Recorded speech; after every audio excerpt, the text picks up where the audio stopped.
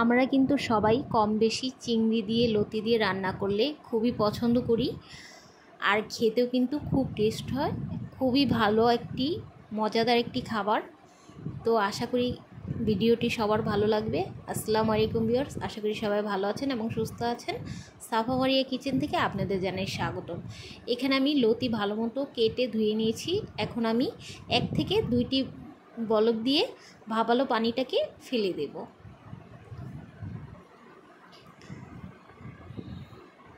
আপনারা চাইলে সিদ্ধ ছাড়াও রান্না করতে পারেন। এখন আমি একটি কড়াইয়ের মধ্যে কিছুটা তেল দিয়ে পেঁয়াজ কুচি দিয়ে ভেজে নেব হালকা করে।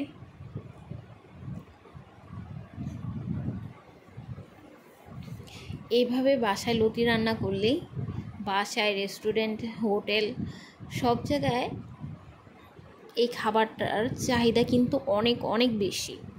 এখন দিয়ে দিয়েছি আদা রসুন বাটা 1.5 চামচের মতো, দিয়ে 2-3 মিনিটের মতো কষিয়ে কিছুটা পানি দিয়ে দেব একে একে সব ধরনের মশলা। লবণ স্বাদ অনুযায়ী, হলুদের গুঁড়া 1 চামচের মতো, মরিচের গুঁড়া 1.5 চামচ, ধনিয়ার গুঁড়া 1 চামচ দিয়ে ভালো মতো একটু নেড়ে চেড়ে নেব। তারপর দিয়ে দেব যে চিংড়িগুলো আমি বেছে রেখেছি, সেই চিংড়িগুলো দিয়ে আমি আবার 3 থেকে 4 মিনিটের মতো কষিয়ে নেব।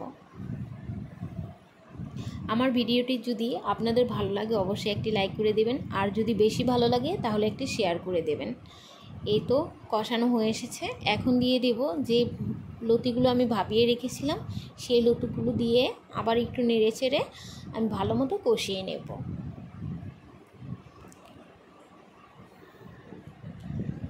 এইভাবে বাসায় আপনারাও একবার লতি রান্না করে দেখবেন, খুবই মজা লাগে।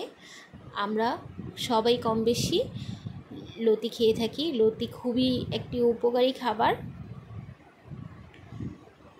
এই তো কষানো হয়ে এসেছে প্রায়, দেখেন কালারটা কি সুন্দর এসেছে। আমি বেশি পানি দিব না, অল্প কিছুটা পানি দিব।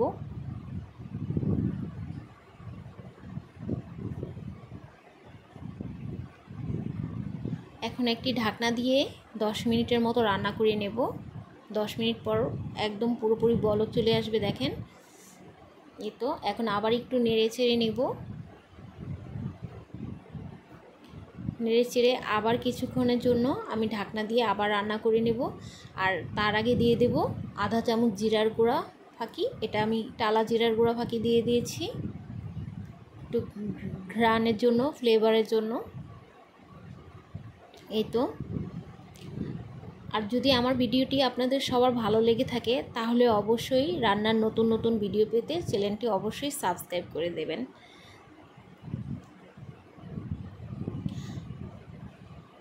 এই তো লতি রান্না হয়ে এসেছে, আমার চিংড়ি লতি রান্না রেডি। আশা করি ভিডিওটি সবার ভালো লাগবে। লতি দিয়ে চিংড়ি মাছ রান্না করা তরকারি আমরা কম বেশি খেয়ে থাকি, খুবই মজা হয়। আমরা প্রায় মানুষ এই লতি দিয়ে চিংড়ি মাছের তরকারিটা শখ করে খেয়ে থাকি রান্না করে। তো বাসায় সবাই একবার ট্রাই করেন। আল্লাহ হাফেজ।